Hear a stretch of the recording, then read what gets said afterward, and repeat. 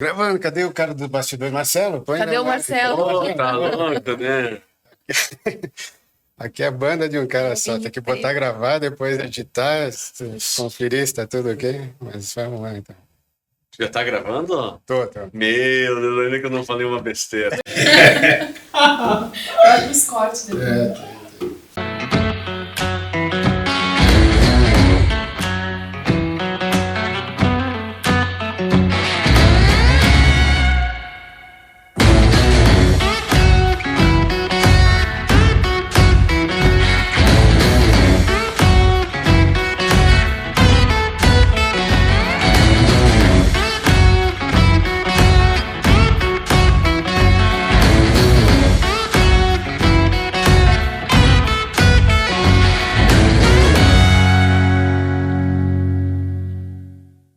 Alô, galera do Multiverso Podcast. Estamos começando mais um episódio. Eu sou Marcelo Carvalho. Eu sou Andréane Freitas. Então, o nosso convidado de hoje, ele é o Rafael Pascoaloto. Gostaria que você falasse um pouquinho dele para nós, por gentileza. O Rafael, ele é vereador, foi reeleito presidente da Câmara de Vereadores de Bento Gonçalves. Só que a história dele começa muito antes. E eu vou começar te dando as boas-vindas. Bem-vindo, Rafael. Obrigado pela presença, obrigado por aceitar o convite. Obrigado, Marcelo, obrigado, Andriele, cumprimento também a todos que acompanham o trabalho de vocês no Multiverso Podcast. Estar aqui é uma alegria, enfim, poder bater um papo aqui com vocês. Obrigado pelo convite. Tu é uma figura pública, tu é conhecido, bem conhecido por causa da política, só que tu já trabalhou no Hotel da Londres, tu já teve uma gráfica, tu é formado em administração, marketing. Como é que começou? Eu desde muito cedo, Marcelo, eu participei ativamente, vivenciei a política. Eu sou de 1981, abril de 81, e meu falecido pai foi vereador em Bento Gonçalves 5 mandatos, 20 anos, e a primeira vez que ele se elegeu foi em 88. Então vamos colocar que eu ali com meus 7, 8 anos de idade, eu já estava nas campanhas políticas. Lembrando que as campanhas políticas não são as campanhas atuais, né? É a época do cartaz, de subir em caminhão, de colocar placa em poste. Então é aquela campanha muito ativa, né? Muito braçal também, muito manual, não somente no corpo a corpo.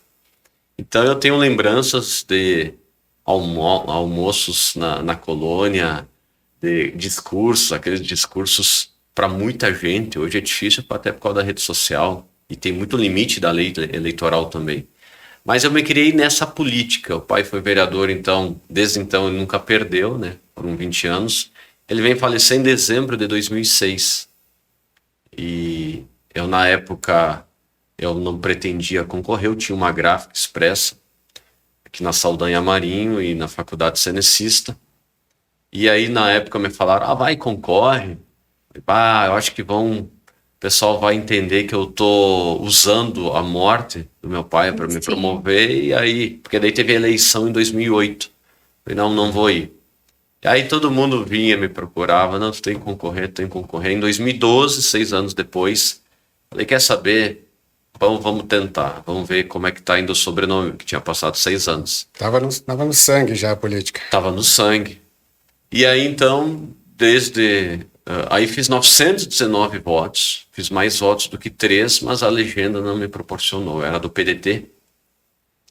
Enfim, fiquei fora, e aí depois, era marketing no Hotel da Londres, saí do Hotel da Londres em 2016 para concorrer, e aí eu fui com raiva, né? Eu fui na força do ódio.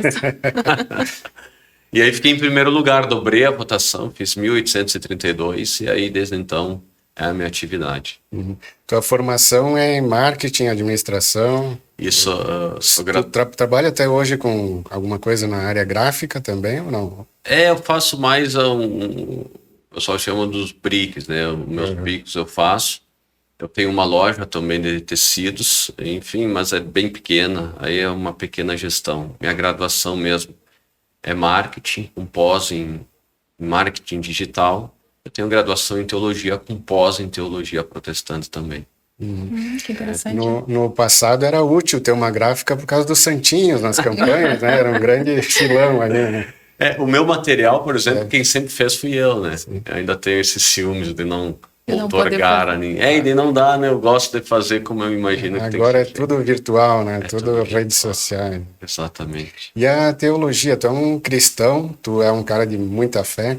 Por que teologia? O que te levou a estudar teologia? Nós temos no evangelicalismo brasileiro, nós temos 3 correntes, né, que é o protestantismo histórico, o pentecostalismo, o neopentecostalismo.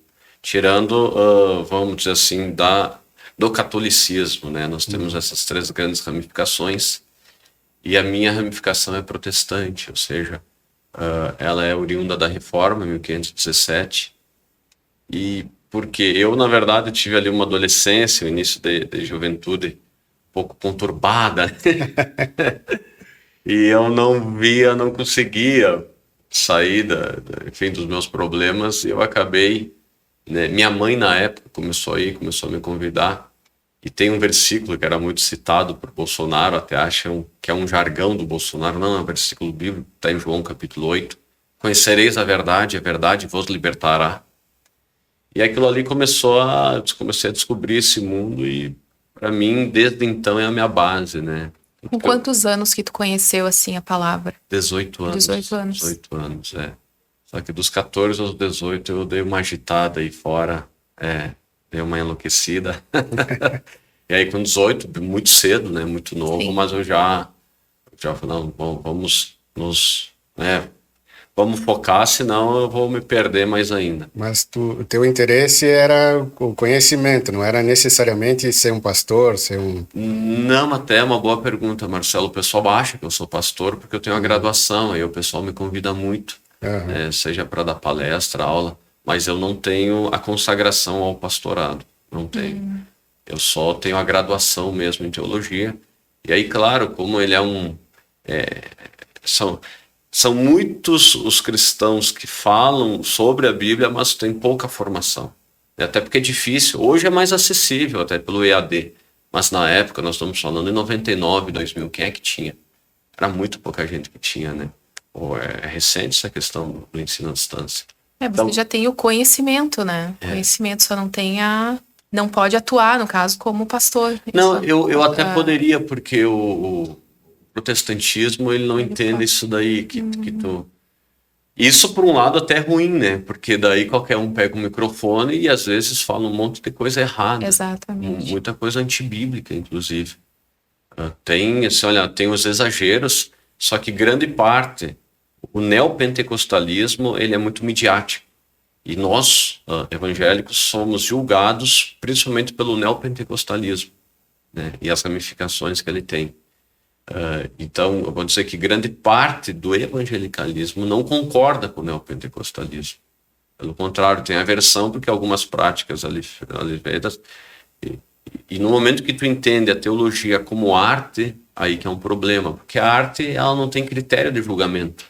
É subjetiva. Ela é muito subjetiva, a arte. Eu posso me colocar diante de um quadro e eu ver uma coisa, o Marcelo vê outra coisa, a Andréa vê outra coisa. A teologia não é artística, a teologia é científica. Sim. Claro que ela é uma matéria das humanas e ela é filosófica, né? A teologia, ela é uma dialética constante, né? Uma pergunta-resposta, pergunta-resposta. Mas ela tem critério para ser interpretado. Se chama hermenêutica, né? Hermenêutica é a ciência, não é a arte, é a ciência da interpretação, e a exegese é a ciência de você conseguir compreender o que significa aquele texto e aí trazer para os dias de hoje. Mas ele não pode significar para mim o que ele não significou para os primeiros destinatários. Sim, se ficar uma interpretação livre demais, pode qualquer coisa. Alegórica, por exemplo, que é uma ramificação da interpretação bíblica. A alegoria só fica na alegoria e aí é pretexto para todo tipo de heresia. Tu frequenta a igreja, qual é a tua rotina? Eu frequento a igreja batista, mas em virtude até do mandato, eu gazeio muitas vezes lá. Não consigo ir muito, mas é a minha vida, assim, é a minha vida. Eu sempre falo, é o meu sustento que eu digo da alma, né? Sim, porque onde eu tô, quem está desse lado do bastidor sabe que muitas vezes as pessoas em cargo de liderança político ou são viciados em alguma coisa ou tem algum outro refúgio, porque a pressão é muito grande. Ou a pessoa tem... não adianta... Humanamente, tu não consegue lidar com algumas questões, até porque tu não consegue resolver todas as situações que chegam a ti. Então, eu encontro em Deus e na fé toda essa base e esse sustento. As pessoas generalizam também, né? Político, tudo é culpa dos políticos, só que tem coisas que são da esfera estadual, federal, o vereador não pode fazer muitas coisas, né? Olha, Marcelo, já entrando até na questão do mandato, por que o vereador, ele dá tanto nome de rua, né? Nós somos... Rafael, diz para os vereadores não protocolar tanto nome de rua. Por que o vereador protocola tanto nome de rua, que é uma questão legal, ou seja, ele pode fazer isso. Aliás, só ele pode. O executivo não, só o legislativo pode fazer denominações de rua. Por que o vereador dá tanto nome de rua? Por que ele faz tanta honraria? Título de cidadão Bento Gonçalves, portaria de louvor e agradecimento. Porque muitas vezes é o que sobra para ele. Grande parte dos projetos municipais, vou dizer ali a 90%, são oriundos do executivo. A lei orgânica, né, que é a nossa Constituição Municipal, é ela que vai dizer, olha, essa matéria cabe a tal poder, esta a tal poder. Nem entrando na questão estadual federal, né? Na questão do... Eu quero mudar o município, nem quero sair daqui, né? Nem quero depender de alguma lei federal ou estadual. Eu quero realmente aqui. O vereador, mesmo se tratando na circunscrição municipal, ele está totalmente dependente do executivo. 90% dos projetos, dos grandes projetos, a nível de servidor, a 75/2004, leis complementares, plano diretor, por exemplo, conselhos municipais, orçamento, tudo o vereador tem que aguardar vindo do executivo. Ele não consegue, se ele faz um projeto de lei, ele vai ser declarado logo mais ali à frente, se não barrarem antes, vai ser declarado, vai sofrer uma DIN, uma ação direta de inconstitucionalidade, porque é vício de iniciativa ou vício de origem. Sim. Não pode originar do legislativo. E, Rafael, já que nós estamos falando, né, da tua vida pública, uma pessoa muito bem conhecida na cidade, né, e todo o teu histórico, teu currículo maravilhoso como um profissional, como que repercutiu também a questão do teu livro? Porque ele escreveu um livro maravilhoso, inclusive, né? Na verdade, eu tenho 11 livros escritos, publicados 4, 3 na área teológica, mas o que mais repercutiu, porque foi o que mais saiu das cercas religiosas, vamos assim colocar, foi este último que eu lancei em julho agora de 2022, Erodização e Relativismo Infantil, Herodes Moderno, que foi uma causa que eu sempre fui cativado. O parlamento ele é fatiado, né? Ou seja, ele é segmentado por interesses.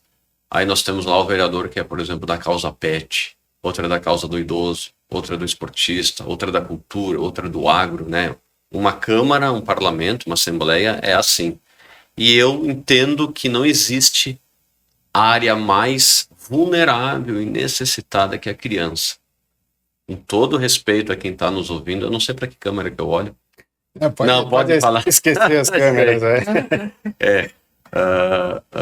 com todo respeito a todas essas classes que eu mencionei, porque todas são dignos de respeito e atenção, mas um cachorro, eu entendo que se um cachorro se ele for abandonado, ele dá um jeito, ele come às vezes um inseto, ele come ele vai no lixo, né?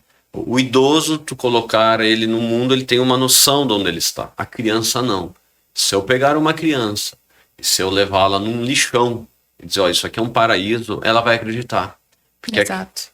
A criança é crédula, ela acredita, ela é inocente, ela é ingênua. Então, o que você falar para ela, tanto é uma coisa até ruim de falar, mas para a criança, o abuso, muitas vezes, ela é prazeroso para a criança. Ela não tem noção do que estão fazendo com ela. Ela não tem noção do abuso que ela está sofrendo. Às vezes é uma coisa legal, às vezes é uma cosquinha, às vezes ela está ganhando algum presente ali. Muitas vezes a criança não está sabendo que está abusada. Justamente porque ela cognitivamente ela é vulnerável. Ela não é só vulnerável fisicamente. Se eu pegar uma criança de 5 anos agora e oprimi-la num canto, eu vou ganhar dela, porque fisicamente eu sou mais forte do que ela. Eu sexualmente eu sou mais forte do que ela. Mas não é só isso. Emocionalmente, se eu começar a xingá-la, ela vai começar a chorar, ela não consegue me dar o contraponto. Mas também é cognitivamente. Eu compreendo alguns assuntos.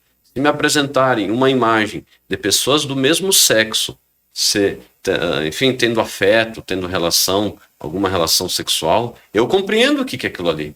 E a criança consegue compreender? Ela tem a capacidade de compreender. Vamos lá, uma criança de 5, de 10, de 13 anos, ela consegue. Hoje eu estou com 41. Eu tenho dúvidas. Como é que uma criança de 10, um adolescente de 13 não vai ter dúvidas? Óbvio que ele tem dúvidas. Só que ele cabe a quem nortear? O adulto, o pai, o professor.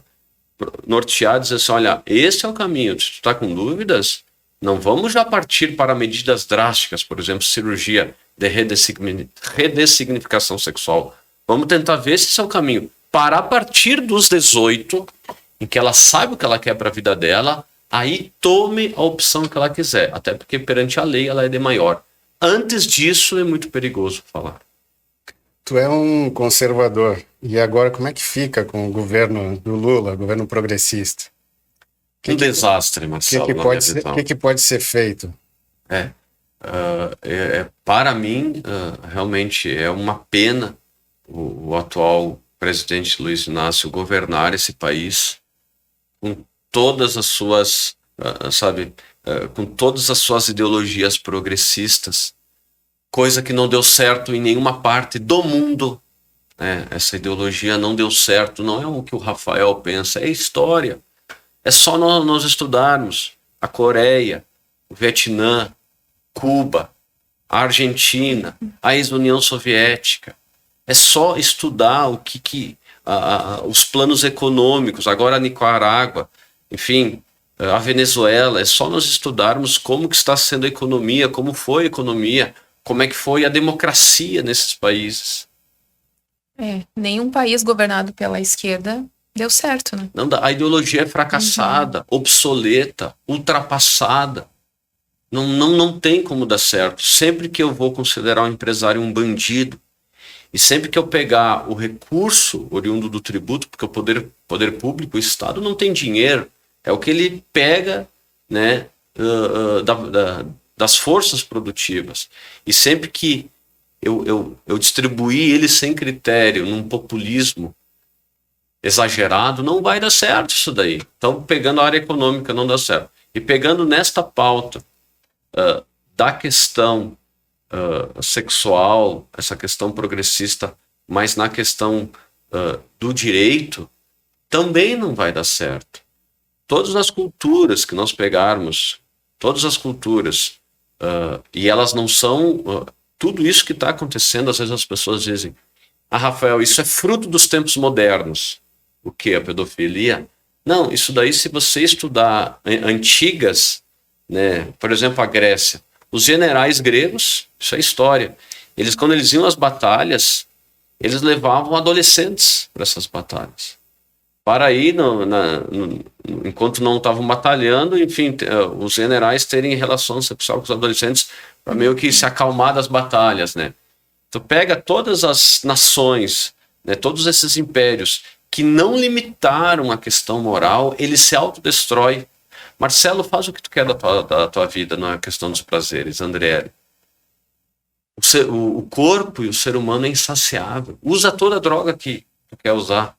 Faz tudo o que tu quer fazer. Então, se nós pegarmos a Grécia, a Roma Antiga, nos seus manjares e orgias infindáveis, ela se autodestrói, porque o ser humano não consegue, nós não temos nem saúde para isso. Então não é uma questão do Rafael pensar assim, se eu começar a falar assim, olha, estava agora no carnaval, estava agora o grupo de redução de riscos do carnaval, dizendo assim, olha, pode usar droga, só te cuida. Estava agora, inclusive foi algum estado do Nordeste, a polícia vendo que ali eles estavam travestidos de direito à redução de riscos, não. Enfim, tanto a área sexual como a área da drogadição Se tu não tem um limite, se eu disser assim, faz o que tu quer, não vai dar certo. Tu tens 2 filhos, né? 2 filhos. Talvez tenha sido a tua motivação para escrever o livro. Mas o que os pais podem fazer, já que os filhos passam a maior parte do tempo deles na escola? E aí, a escola, a gente sabe que tem ideologia, está incrustado ainda em mais todo o agora currículo. com esse novo governo, né? Eu vou dizer uma coisa aí aos pais que nos ouvem. É aquela câmera lá. É aquela lá. Aquela Os pais lá. que nos ouvem o seguinte: mais do que nunca vão ter que fazer o tema de casa. Mais do que nunca vão ter que gastar tempo com os seus filhos. Vão ter que pegar, ensinar. Isso aqui é o princípio. Tem um versículo que diz assim: olha, ensina a criança no caminho em que ela deve andar e ela, quando crescer, não se desviará dele. Mais do que nunca, o pai deve, ou a mãe, se sentar com a criança e falar a sua crença, os seus valores, a sua cultura, a sua convicção àquela criança. Porque senão o Estado está ensinando as nossas crianças. Eu sei que é um tema difícil de falar, porque os pais precisam trabalhar, o custo de vida é alto, nós estamos em Bento Gonçalves. Só que, vamos lá, um pai que deixa uma criança às 6 da manhã na creche e vai buscá-la às 18 ou às 19, ele está ensinando aquela criança, aquele filho, nos seus valores? Óbvio que não. Não. Óbvio que não. Quem está ensinando é o Estado. Então, se ele não pegar, pelo menos quando ele chegar em casa, e não entregar um celular para ela, porque ele também está cansado. Se ele não chegar em casa e ele não ensinar, é o Estado que está ensinando. E a professora e o professor, por mais boa intenção que eles tenham, eles vão passar os seus valores. Eles vão passar as suas convicções. Eu costumo dizer assim, olha, qual é o teu time de futebol? Eu sou gremista, eu sou colorado. Você gostaria que um professor ou uma professora desvirtuasse o teu time de futebol que tu ensinou para o teu filho? Eles nunca nem pensar. Então, por que você, que é um pai heterossexual, uma mãe heterossexual, permite com que um professor diga que não, o certo não é o heterossexualismo, mas é a homoafetividade? Tá certo isso? Não, por isso que quando eu deixo a minha criança, tenho uma filha de 5 anos, quando eu deixo ela na escola, todo o respeito ao professor, óbvio que todo o respeito ao professor, mas o respeito na questão que ele foi contratado para ensinar, física, biologia, matemática, português. As questões de sexo, cultura, religião, eu que quero ensinar. E a lei me dá todo esse direito. Tudo que eu estou falando aqui é uma questão legal. Código Civil, Código Penal, Constituição Federal, Estatuto da Criança e do Adolescente. Eu estou falando coisas da lei. E a lei me dá esse resguardo, é chamado de poder familiar. Tu é a favor do homeschooling? Eu sou a favor, só que no momento em que tem que ter critério, porque senão os pais podem fazer uma engana que eu gosto e não querer levar para a escola. São poucos que têm condições de educar as crianças em casa, né? Tem que ter até condições financeiras, tempo. Né? Tem que ter uma estrutura, porque senão tá tendo a evasão escolar, não tá indo para a escola, mas também não tá aprendendo em casa. Aí tu vai o quê? Vai colocar uma criança, um professor digital, o celular. Eu creio assim, olha, a criança, gente, a criança não é um adulto pequeno. A criança não tem que ler cartilha. A criança não sabe o que é o artigo tal da cartilha, do que o filósofo pensou, do que a ONU está dizendo, do que a Unesco mencionou, não. Criança aprende brincando. Eu não saberia ensinar uma criança, porque tem didática, tem uma pedagogia infantil. Ou seja, até uma certa idade, a criança ela tem que pintar, ela tem que rabiscar, ela tem que fazer aquelas atividades lúdicas, né? Tem uma idade certa para cada coisa. Se pular etapas, vai dar problema mais adiante, né? Exato. E é essa pergunta. Sabe que no homeschooling a mãe e o pai vão ter essa energia, porque tu tem que ter energia. Sim. E aqui fica uma saudação aos professores das creches, da rede infantil. Tu tem que ter energia. Tu cuidar dessa piazada não é fácil. Só que, olha só, aí que entra outra questão. Não é porque há uma omissão familiar, inclusive nesses determinados assuntos, que nós vamos cometer um outro erro do professor querer ensinar isso daí. Por exemplo, Rafael, tu não acha que porque o pai, a mãe, o tio, a avó, o responsável, não falam de sexo, Tu não acha que vai aumentar as DSTs, doenças sexualmente transmissíveis? Tu não acha que vai aumentar o abuso, a pedofilia? Pera, Lite. Não é porque não há um ensino que eu vou usar como pretexto para abusar da capacidade da criança. Ela não sabe tratar das... Eu não posso chegar para minha filha de 5 anos e mostrar lá uma imagem de pessoas do mesmo sexo se beijando. Ela não entende isso. Dizer que o sexo biológico dela é uma construção social do patriarcado, do homem branco, anglo-saxão.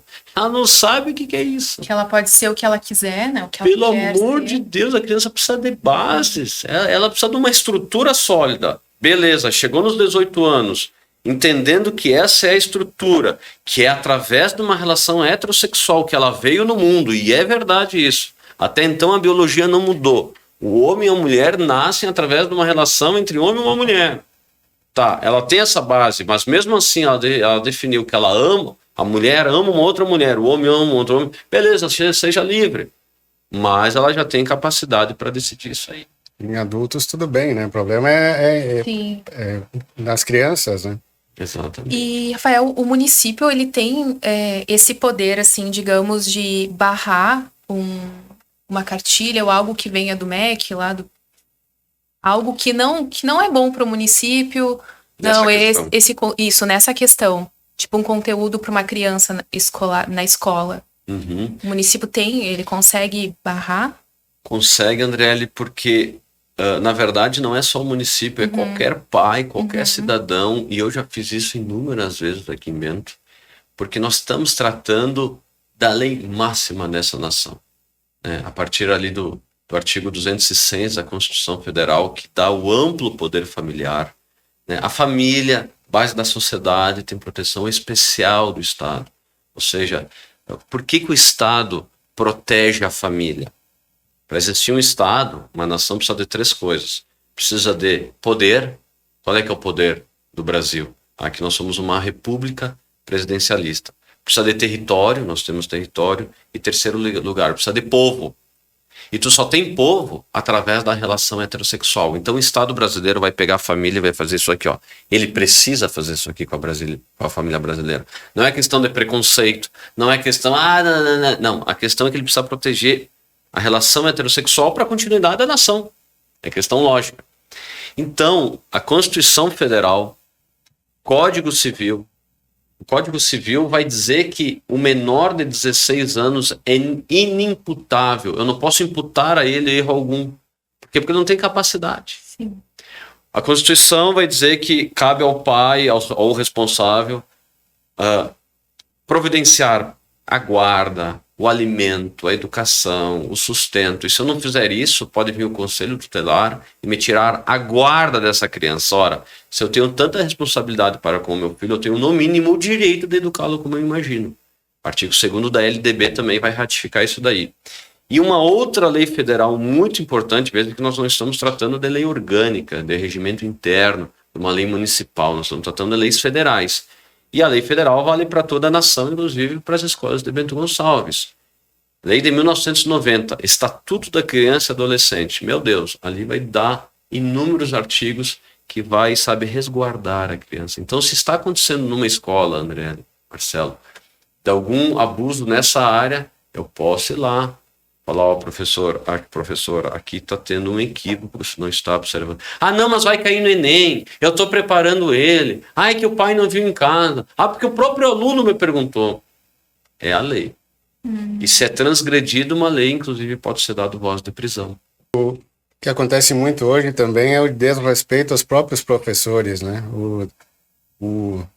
Tá se criando uma ideologia de que a criança pode tudo, a criança tem que ser aprovada mesmo que não saiba o conteúdo. E como é que se dá mais poder ao professor para ele agir em sala de aula impondo autoridade, respeito? A autonomia do professor está cada vez menor? Está cada vez menor. 2014, governo Dilma Rousseff, eles colocam como patrono da educação brasileira um homem chamado Paulo Freire. Quem estudar a escola e a história de Paulo Freire, ele tem uma experiência lá em Rio Grande do Norte, numa cidade de Angicos, e ele é admirador do governo de Mao Tse Tung e também de Che Guevara. Ele escreve isso nos escritos dele. E ele tem um livro que é uma bíblia na área para eles. Eu, para mim, não gostei do livro, já li, que é Pedagogia do Oprimido. E ele vai dizer que o aluno na escola é o oprimido. Ora, tu tem 2 atores na sala de aula. Tu tem o aluno e tu tem o professor. Se o aluno é o oprimido na sala de aula, quem é o opressor? É o É professor. o professor. Quem fala isso é Paulo Freire. E aí ele vai dizer lá, num determinado momento, ele vai dizer assim, olha, aqui não cabe ao professor reprovar, não cabe ao professor repreender o aluno, porque não existe saberes corretos ou incorretos. Existem saberes diferentes. Então, cabe ao professor ser um facilitador. Ora, Paulo Freire, se não existem caminhos certos ou errados, qual é a função do professor? Qual é a função do professor se não dizer assim, olha, você está indo para o caminho errado? Qual é a função do professor se não dizer assim, ó, você vai reprovar, tu não está correto aqui. Então, este sujeito que é idolatrado muitas vezes pela pedagogia brasileira, é ele que fomenta o ódio na escola. O aluno é um oprimido, que oprimido o aluno tem. Nós só somos o que somos porque aprendemos. Direitos e deveres, né? Fomos corrigidos o tempo inteiro na vida. Né? Algumas vezes, né, minha mãe e meu pai não me espancaram, mas me deram umas palmadas. Rafael, para de errar aqui, porque se vocês não fizerem isso, todo mundo vai fazer comigo. Então, agora teve uma portaria do governo do estado contrário à legislação, em que o aluno só precisa se apresentar 2 vezes na aula. No início, no primeiro dia de aula, e no último para fazer uma prova. Ele não precisa mais ter os 75% de frequência. Cara, isso daí é uma ofensa ao professor, é um desrespeito violento. Então, ou tu muda toda essa lógica. Qual é essa lógica? O professor tem autoridade em sala de aula. Claro que o professor tem que ter autoridade, mas daí já vai lá o pai bater boca, o aluno ameaça, eu vou furar o teu pneu, não sei o quê. Eu até fiz um projeto de lei solicitando câmeras nas escolas e quero fazer um para vigilância nas escolas. O professor tem que ser respeitado. Tudo que não se quer é aluno birrento. O Bolsonaro ele não conseguiu fazer muita coisa nessa área da educação, porque é uma coisa de décadas e décadas que vem sendo feita, tá tudo engessado, né? Então, tem o MEC, tem as universidades, todos os reitores são de esquerda, daí eles contratam professores que se identificam com a esquerda, que daí ensinam os alunos a ideologia deles, e é uma máquina que se retroalimenta. Como fazer a nível, como as famílias, os pais podem fazer para fugir disso? Tem alguma coisa que pode ser feita? É isso que nós falamos, né? O tema de casa, os pais têm que embutir o acompanhamento do que está sendo ensinado para o filho olhar a agenda escolar, olha, mais do que nunca tem que... Porque o professor pode ver assunto de cultura, sexo, religião na sala de aula, desde que avise previamente o pai. Se ele der aqui essência na agenda, pode ver, senão é crime. Então, em primeiro lugar, tem que acompanhar, tem que ver a agenda, não pode largar o filho na escola, não pode largar o filho na escola. Tem pai que nunca participou de um CPM, de uma reunião de pais e mestres na escola, tem que participar, isso falando a nível de criança. Ali vai ter dar base para a vida, falando a nível de adulto, né? Eu tô com meu filho, tá indo para URGS agora, ele sabe a questão ideológica de lá, mas ele tá bem doutrinado naquilo que nós acreditamos, porque a lei nos dá esse poder. O Aleph, ele tem a sua visão muito clara de mundo, de política, de economia. E aí ele vai chegar lá, ele sabe que ele vai ter ele vai ter um viés ideológico, né? Vai ter que respeitar até um ponto vai ter que se impor, né? Mas sabendo o seguinte, que por que passam, eu coloco até no meu livro, temas que foram aprovados, porque quando vai para um mestrado, para um doutorado, tu tem que ter aprovação de um professor da faculdade federal, né? E eu coloquei lá temas que foram temas que foram aprovados desde nível me foge agora, mas a nível de Google Boys. Teve um cidadão que foi pago por nós, fez um mestrado a nível de Google Boy, não me lembro, o mercado de Google Boys em Brasília, uma coisa assim. Cara, assuntos absurdos, né? Assuntos absurdos, assim, que quem paga é nós. Coloco tudo no livro lá. Porque é público esses assuntos aí, né? A gente está patrocinando indiretamente artistas que fazem coisas absurdas, né? A cultura tem que existir. A Lei Rouanet ali, ela não foi extinta, né, ali com o Bolsonaro, mas teve critério. O que acontecia? Foi melhor distribuída. É só conversar com alguém da arte aqui, do setor artístico-cultural, vai verificar que a Lei Rouanet estava show de bola, ela estava com critério. Sim. O que acontece agora? Um artista, a própria classe não concorda. A própria classe não concorda, porque daí um artista super famoso ganha milhões e ninguém ganha, e o restante não ganha nada. Estava acontecendo como? O que estava acontecendo? Esses super artistas não estavam ganhando milhões. Estava sendo distribuído certinho para cada um, né? Para cada... Mediante critério e projeto. Tu quer ganhar o que aqui? 30 mil para fazer um show, tá? Me dá a justificativa. É por mérito, né? Os melhores. É isso aí. É isso que estava acontecendo. Tem toda uma agenda, a gente está aqui na frente de uma TV, tem toda uma agenda cultural das grandes redes de televisão que impõem as novelas, né? Impõem certos temas que não seriam adequados para a família, né? Ao menos crianças não têm condições de analisar se aquilo é bom ou ruim.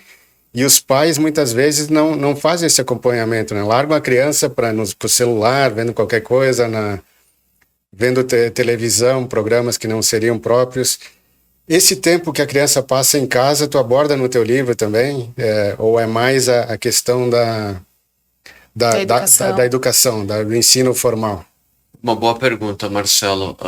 O livro ele é mais focado no ambiente escolar. Inclusive, alguns às vezes me perguntam, Rafael, tu vai conseguir livrar as crianças agora do celular? Olha quanta porcaria, quanta pornografia tem ali para o público infantil. Óbvio que não tem, só que o detalhe é o seguinte, a minha filha, enquanto está em casa, eu estou lá.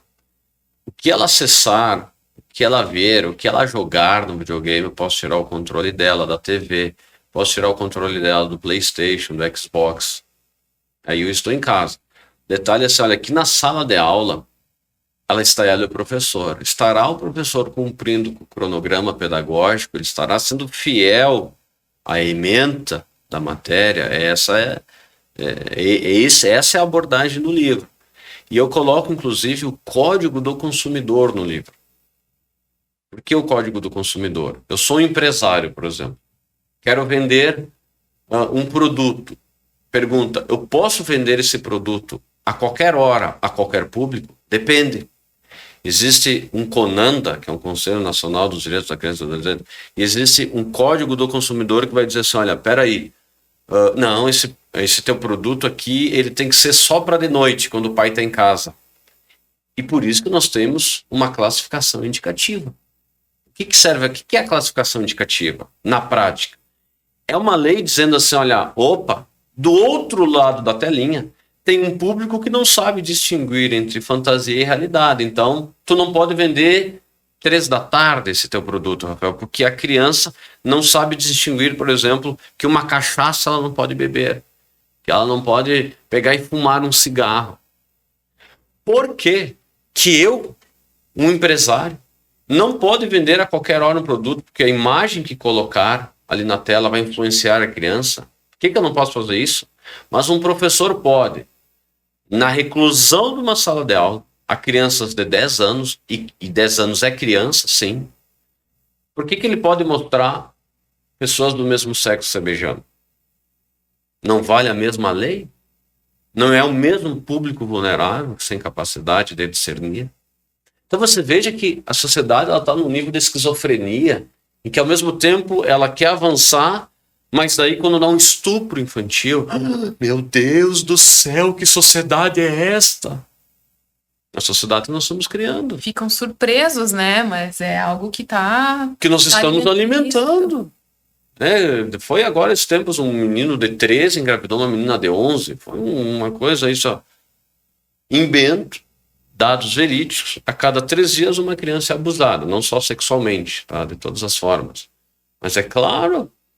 Olha só, nós não respeitamos. E não precisa de mais lei. Não precisa, nós temos que fazer uma lei, não. Não precisa. Inclusive, é importante falar, às vezes tem no Congresso política pura, proselitismo puro. Querem fazer uma lei contra a criança homoafetiva, porque ela está sendo... Não precisa fazer lei, o ECA já protege ela de qualquer tipo de abuso, de qualquer tipo de preconceito. Se tem uma criança que ela tem algum viés em que, por exemplo, um menino lá de 9 que gosta do menino de 9, eu não preciso fazer uma lei protegendo ele. O ECA já o protege. Não é porque esse menino está tendo contornos de gostar do outro menino que eu posso abusar, xingar, rir dele. Não posso, o ECA já protege isso.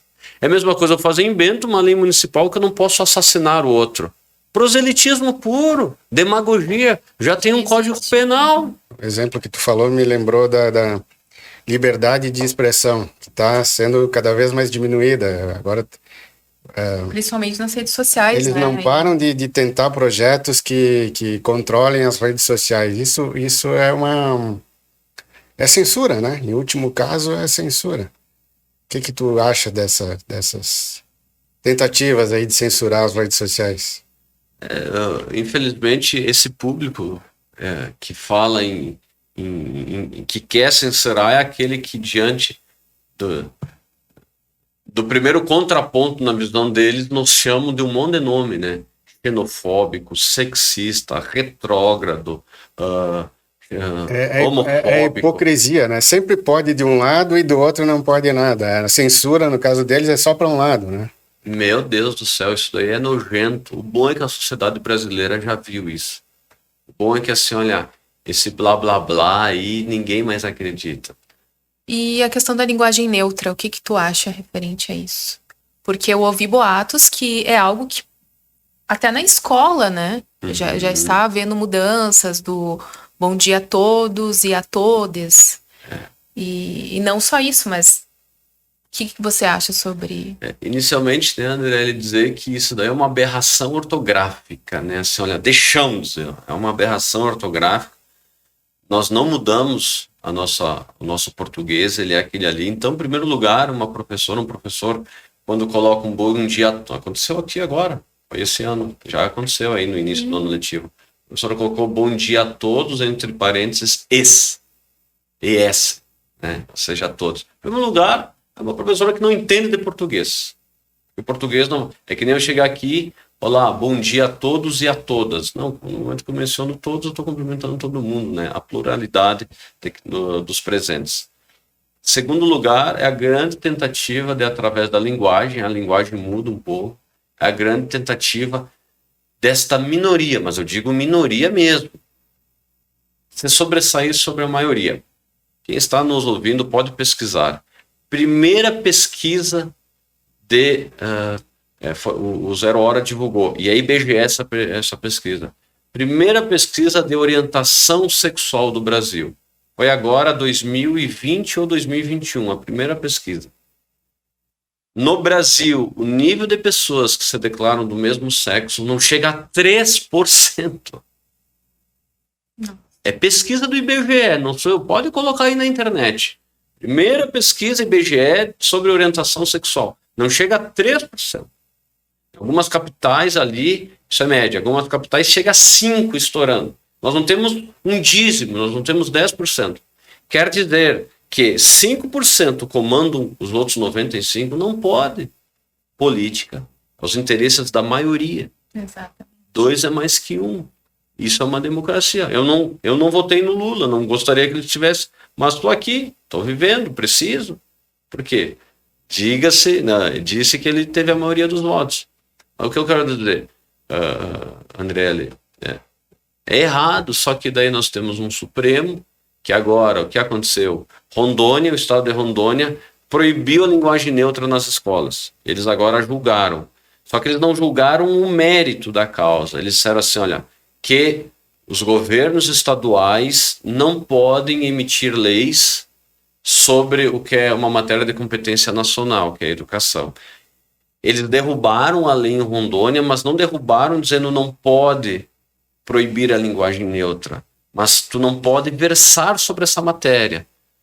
Porque eu vi alguns grupos ali comemorando, caiu a lei em Rondônia. É verdade, caiu a lei em Rondônia, Mas caiu no sentido que, assim, olha, o Estado não pode, um Estado da nação não pode legislar sobre matéria de gramática. Mas não significa que não foi, Exatamente. não extinguiram, né? Ela está ainda nesse limbo, a linguagem neutra. Foi agora, não faz um mês. Sim, e a questão do gênero também, né? Eu vi, Rafael, como, por exemplo, hoje em dia, nasceu teu filho, masculino, feminino, ou não, como é que é mesmo? Não binário. Não binário. E tem alguns estados do Brasil que isso já está ok, pode acontecer. Ou seja, tu pode falar que o teu filho é o quê? Uma árvore, um cachorro? Aí ele escolhe o que ele é. Eu acho muito errado isso aí. Porque, assim, olha, a biologia, isso é científico. Por isso que nós dizemos, e alguns não gostam quando eu falo a ideologia de gênero. Porque ideologia é ideia. Ideia é ideia. Eu tenho uma ideia que hoje eu vou pular de uma ponte e vou viver. É ideia. Essa questão do gênero não é teoria do gênero, é ideologia, porque ela é acientífica. Ela está morta de ciência. Porque não tem os cromossomos, são 2 tipos só. Se houver um desastre de avião, os corpos forem carbonizados, tá lá só um pedacinho assim, ó, de uma mulher, sobrou só isso daqui preto. Se eu pegar e fizer um exame, eu consigo saber o que é isso aqui, se é feminino ou masculino. Tá no meu corpo o meu sexo. Tá no teu DNA. Tá no meu DNA o meu sexo. Ah, mas e quem nasce com disforia sexual? Uma vez chamavam de hermafrodita, né? Sim. Quem nasce com disforia sexual? Os exames estão aí, os resultados das pesquisas. 1% das crianças nascem com disforia sexual. 1%. De toda a população. De toda a população. Então quer dizer que os outros 99% pagam por isso? Não! Claro que aquela criança de 1% que nasceu sem definição da sua genitália, eu tenho que ter respeito, ela tem que ser encaminhada ao devido tratamento. Mas eu não posso já querer fazer disso daí uma cultura nacional, uma massificação. Se eu sou magro, digamos que ali eu peso 40 quilos. E se eu chego, olha só como nós estamos vendo uma esquizofrenia. Se eu chego para um médico capacitado, um psiquiatra capacitado, e fala assim, doutor, estou me achando obeso, com 200 quilos. Aquele homem lá vai, ou aquela mulher, aquele profissional vai chegar para mim e vai falar assim, olha, Rafael, você pesa 40 quilos. Tu estás muito magro, tu não pesa 200. Não, eu peso 200, tá aqui, ó. Eu vou te receitar terapias, né, a tua mente, a tua psicologia e alguns medicamentos. Por que uma adolescente com 14 anos, se chegar para um profissional da saúde, diz assim, olha, uma menina, 14 anos, chega e fala assim, olha, profissional tal, eu estou me sentindo um menino. É verdade, tá aqui, ó, pode fazer a cirurgia de redessignificação sexual. Não é o momento daquele profissional sentar e dizer assim, olha, calma, vamos entender porque você, menina, está se achando um menino. Vamos ver se é isso que tu quer para tua vida. Você é muito nova ainda, você está com 14 anos. Vamos ver porque a tua decisão vai mudar o resto dos seus dias. Tem coisas que são irreversíveis, né? Pelo amor de Deus. Tem que pensar muito bem e na idade certa para tomar a decisão, né? As pesquisas dizem que o nível de depressão, drogadição e suicídio entre os mutilados é violento. É violento. As pessoas porque depois que tu cortou, que enxertou. Então, não é na primeira consulta médica que eu te encaminho para fazer a cirurgia. Assim como não é na primeira que eu encaminho aquele magro a fazer uma cirurgia do estômago para se sentir mais magro ainda. Tem muita gente fazendo. Muita gente. Trocando nome, trocando a parte íntima também. Sendo bem, bem forte essa questão. Demasiado. Voltando ao teu livro, tentaram te cancelar, tem gente que reagiu, teve muita... Como é que foi a reação de pessoas ali ao conteúdo do teu livro? Olha, eu me surpreendi com 2 coisas. Em primeiro lugar, achei que eu ia receber processos, tá? Eu ia receber um monte de processo. Só que é o que eu falava desde o início, né? E o cuidado que eu tive a não ser preconceituoso contra ninguém. Eu não sou, ali não é preconceito, é o direito da criança. Após os 18 anos, faz o que quiser na sua vida. E como eu só menciono legislação, não há margem para alguém pegar um gancho no meu processo, porque eu não estou abusando de ninguém, não estou falando mal, eu não estou ridicularizando ninguém, em primeiro lugar. Então, você confirmou o que eu imaginava, assim, que eu não ia ter processo, mas eu imaginei que eu ia ter processo. Teve casos do contrário, pais que viram teu conteúdo e te procuraram e diziam, olha, meu filho, o livro didático do meu filho é assim, assim, assim, já aconteceu com meu filho na escola. Teve depoimentos nesse sentido? Meu Deus, Marcelo. Semanalmente eu recebo ainda muito convite para falar, recebo ainda muitos pais que vêm no meu gabinete, olha, tem esse material, o professor viu. Aí eu dou uma analisada, se é um abuso eu vou com o pai lá na escola, mas, olha, é direto. Eu recebi pais na Câmara, assim, recebi escolas na Câmara, não escolas, assim, pais de uma mesma série, teve uma escola aqui que chegou fez uma determinada palestra, eu recebi todos os pais lá na Câmara, foi bem legal. E uma coisa que me surpreendeu no final do ano, chegou uma professora para mim, né? Isso daí me surpreendeu, porque eu tinha certeza disso. Ela chegou e falou assim, olha, Rafael, eu vou te dizer uma coisa. Ela não é minha íntima, mas é uma conhecida, né? Ó, Rafael, eu vou te ser bem sincero. Quando eu vi a capa do teu livro e aquela polêmica, porque gerou uma polêmica ali quando eu lancei, eu fui bastante cancelado, tá? Não tenho problema com relação a isso. E ela falou, quando eu vi a capa e aquele assunto, aquela polêmica toda, eu fiz um pré-julgamento teu. Mas comprei o teu livro. Peguei, fui no site e comprei o teu livro. E eu li todo ele. E olha, meus parabéns. Não é nada aquilo que falam contra você. Só tá ali defendendo a criança. Eu falei exatamente isso. Então, quem lê, eu sei que a capa às vezes assusta. Quem lê o conteúdo vai... Mas eu li e eu super recomendo. Obrigado, André. Porque é lei, é direito da criança. E eu vejo que eles têm vários links ali, né? Às vezes não é uma palavra tua, né? A pessoa, geralmente, ela quer crucificar, né? Cancelar o Rafael por isso. São links, não são palavras, né? Algumas coisas não são tuas, são leis, né? Como tu bem disse antes. E a história também, né? Herodes é desde o tempo de Cristo, né?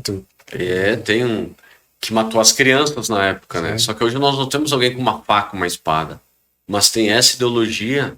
Gente, se eu chegar para uma criança de 11 anos e dizer que sexo... Qual é que a tua única certeza nessa vida? É o teu sexo, é quem você é.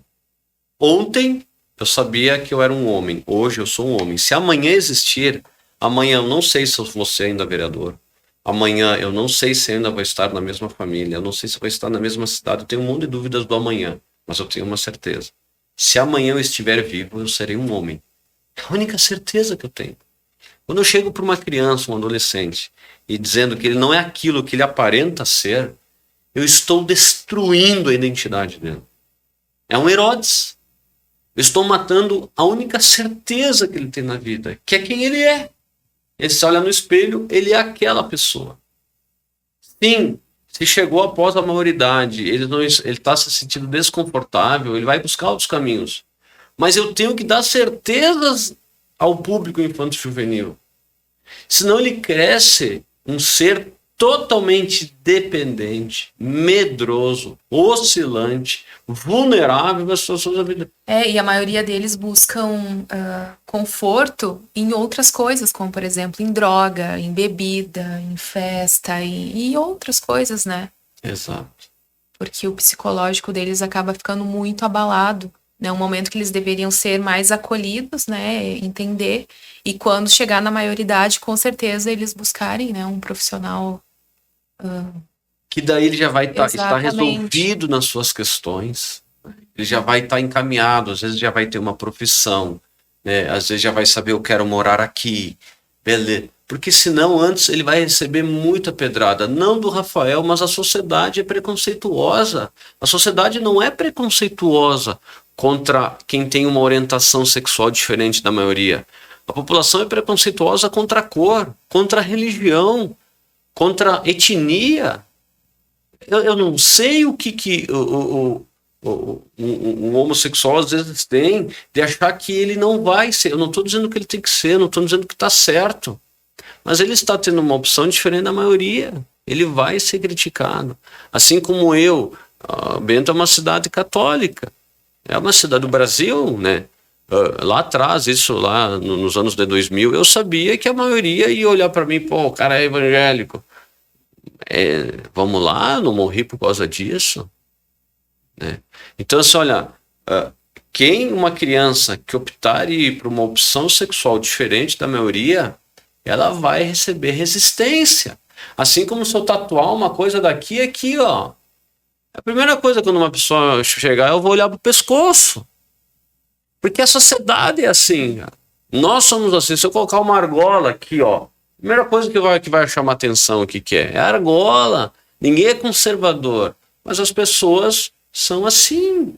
Então, assim, olha, uma criança, um adolescente que chegar nessa idade e decidir isso, ela vai receber resistência. Ela tem que estar numa idade maior, porque ela tem que ter estrutura para receber a oposição.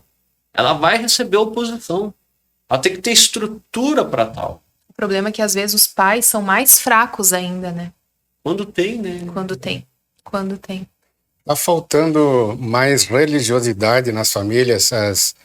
A maioria dos brasileiros são católicos, mas são a maioria não praticante, né? Essa questão da fé, da religiosidade é uma forma de resistir a esse mundo em que nós vivemos aí. Com certeza, Marcelo. O fim de todas as religiões, quase, eu diria 99% das religiões, é a transcendência, né? Ou seja, eu não estou aqui, Andriele, com Marcelo, né, simplesmente por estar. Eu estou aqui entendendo que o que eu estou fazendo vai melhorar esse mundo. Essa é a função principal de toda religião, né? Eu faço o que eu faço por um fim maior. Eu apresento um projeto de lei porque acho que estou melhorando a vida de alguém. Ninguém acorda de manhã cedo, eu vou abrir um buraco, eu vou matar alguém. A religião, as palestras, as pregações, as homilias, é sempre voltado para que o ser humano seja melhor. Então tá faltando espiritualidade, sim. Mas tá cheio de hipócrita nas igrejas. Tá cheio de hipócrita nos templos. Tá cheio de hipócrita em tudo que é lugar. Tá cheio de hipócrita em tudo que é lugar. No trabalho, na academia, no time de futebol. Tá em tudo que é na política. Obviamente, porque o ser humano é assim. Mas não é por causa disso que nós vamos exorcizar a religião. Não. E tem um versículo bíblico, agora falando na religião cristã, Jesus diz assim, olha, eu vim para os doentes. Os sãos não precisam de médico. Eu vim para os doentes. Porque às vezes é julgado, né? O cara tá lá, é todo torto, não sei o quê. Sim, ele tá lá porque ele tá doente, ele precisa ser curado. Ele precisa de remédio.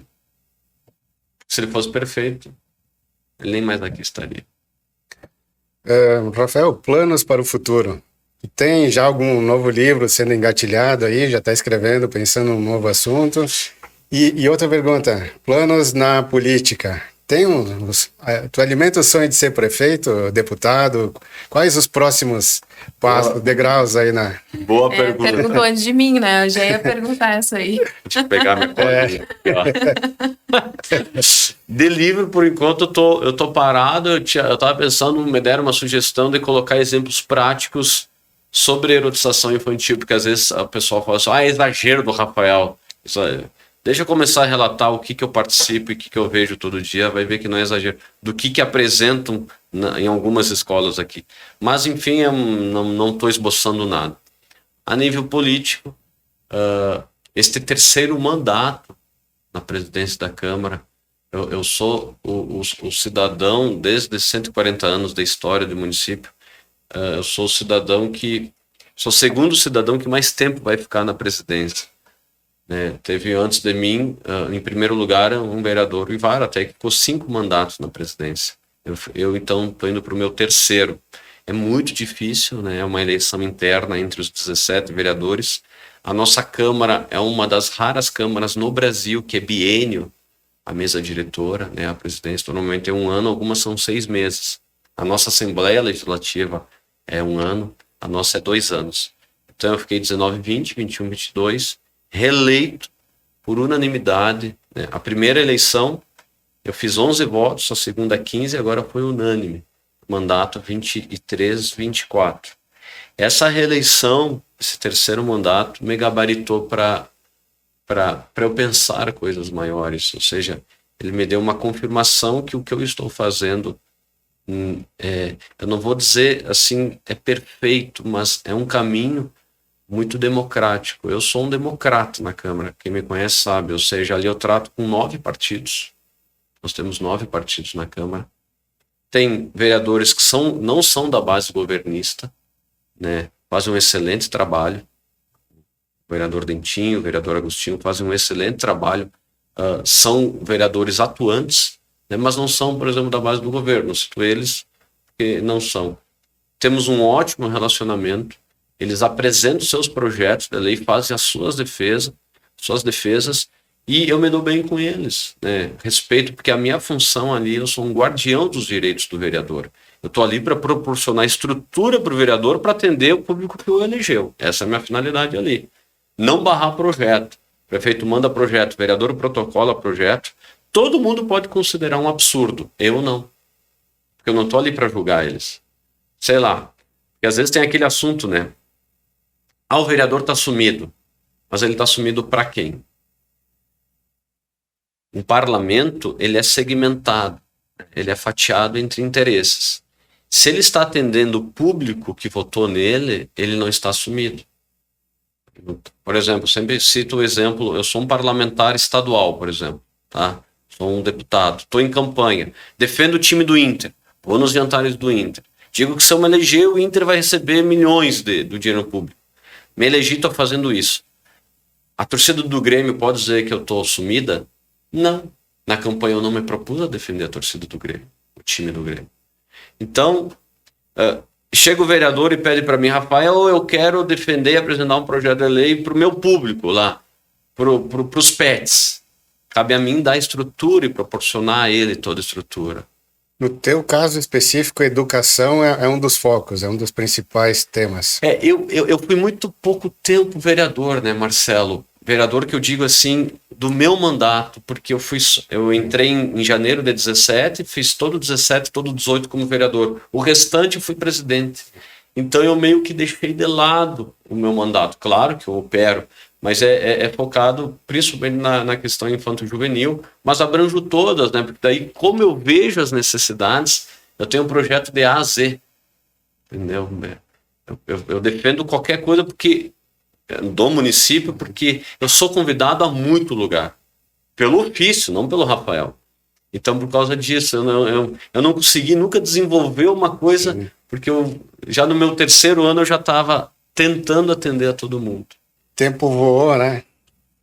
Eu acho que a gente vai ter que marcar uma outra conversa para falar dos teus projetos, mais especificamente de Bento, das ações aqui na cidade. Mas está mais que comprovado que ele pode ser o nosso novo sim, prefeito, né? Obrigado, Andrélia.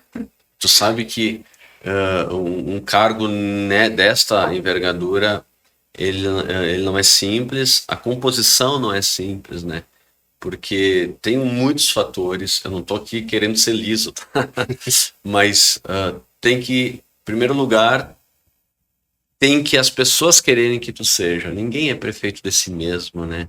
Tendo 130 mil habitantes, tu tem que sentir que as pessoas querem. Em segundo lugar, nós temos um atual prefeito, né, que inclusive o vice-prefeito é do meu partido. Então vocês entendem, é toda uma conjuntura que tem que, em primeiro lugar, conversar.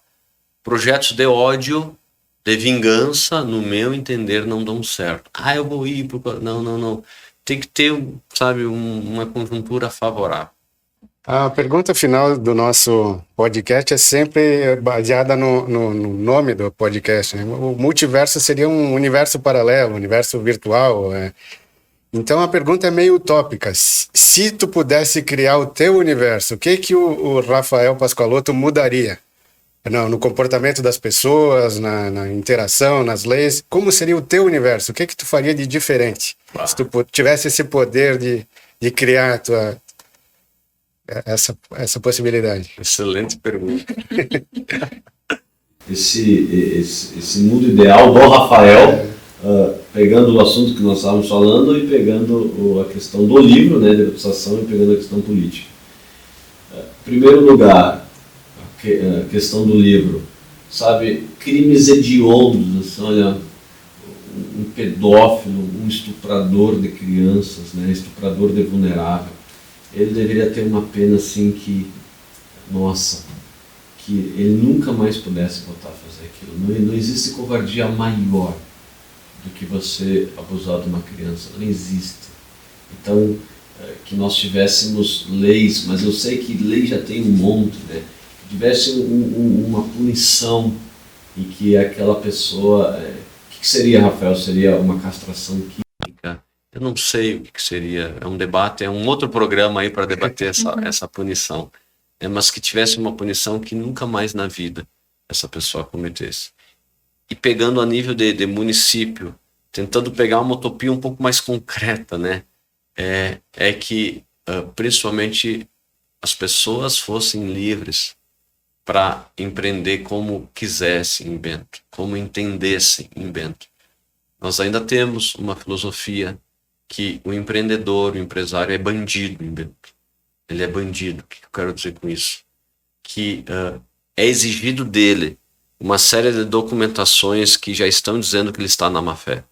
Por exemplo, eu quero colocar lá um consultório, eu quero lá fritar pastel lá no meu porão lá de casa. Eu tenho que apresentar estudo de impacto de vizinhança, não sei o que, a IABITS, não sei o que, alvará, tarará, para daí, passada essa maratona documental, começar a empreender. Não, vamos inverter, vamos dar a liberação de imediato, porque ele tem que começar a fazer dinheiro. Vamos dar essa liberação imediata para ela. Ao longo dos dias ele vai apresentando. Se for constatada a má-fé lá na frente, aí sim eu fecho, aí sim eu embargo, aí sim eu vou fazer. Mas eu tenho que dar essa liberdade. Os tempos mudaram, eu não posso mais tentar controlar tudo. É a questão do transporte por aplicativo. Eu sou um dos autores das mudanças da lei. Não havia legislação, Bento é pioneira numa legislação, nem Brasília ainda tinha feito, em 2017 nós estávamos fazendo, eu fui um dos relatores, que era o transporte por aplicativo, né? Não só o Uber, enfim. E aí teve uma outra classe que se levantou contra. Gente, não adianta eu proibir, por exemplo, o streaming. Não, vamos proibir em Bento das pessoas acessarem Netflix. Vamos voltar a alocar fita em locadora, fita VHS. Não adianta, o mundo mudou. É a questão do Airbnb. Querem legislação para o Airbnb aqui em Bento? Não tem, cara, é um novo sistema de hospedagem. O que eu quero dizer com isso? Deixa o cidadão empreender. Deixa ele construir. Não, aqui só pode um andar. Por que só pode um andar aqui? Por que só pode 2 andares? Eu herdei aquele terreno dos meus pais. Ou eu comprei aquele terreno, ele não é meu. Então nós estamos em Cuba, que aquele terreno é do Estado. Se ele é meu, se eu realmente tenho aquele direito, eu posso construir. Mas a vizinhança, então que vá, sabe, em locais aqui da nossa zona rural que é proibido. Mas o que eu quero dizer, tem que ter liberdade, senão nós estamos exorcizando o empreendedorismo. Nós estamos taxando de demoníaco. Não pode, não sei o quê. Então, esse mundo utópico do Rafael, que pode ser concreto, é justamente dar liberdade. Claro, com critério, claro, com fiscalização, com tudo isso. Mas eu tenho que dar liberdade para o cara ganhar dinheiro. Porque é o dinheiro que vai gerar o tributo. É o tributo que gera a vaga de creche, a cirurgia, a segurança pública. Bento não produz dinheiro, o poder público, ele pega do cidadão. Se não tem atividade econômica, esse é o meu metaverso, multiverso aí, ó. Gostei, eu moraria nesse universo. Obrigado. Tá aprovado. Maravilha aí, Rafael. Bom, obrigado pela presença. Muito obrigada, Rafael. Parabéns pelo trabalho e boa sorte nos teus futuros projetos, né? E até o próximo encontro, né? Até o próximo. Até o Obrigado, próximo. gente. Parabéns pelo excelente programa. Eu tenho certeza que ele vai vai ultrapassar fronteiras e chegar em muitas localidades. Amém. Parabéns, obrigado e até o próximo. Até o próximo.